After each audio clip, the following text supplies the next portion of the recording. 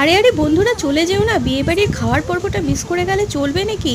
আগের ব্লগে দেখিয়েছিলাম আশীর্বাদের একটি ভিডিও, আজকে চলছে সেই আশীর্বাদেরই খাওয়া দাওয়ার পর্ব। তো নেক্সট ভিডিও নিয়ে আবার খুব তাড়াতাড়ি চলে আসব, তবে তার জন্য আজকের ভিডিওটা দেখে আমার চ্যানেলটিকে সাবস্ক্রাইব আর শেয়ার করে যেতে ভুলে যেও না। ভিডিওটা ভালো লাগলে লাইকও কিন্তু করে দিতে হবে। তো দেখো, এখানে চলছে খাওয়া দাওয়ার পর্ব।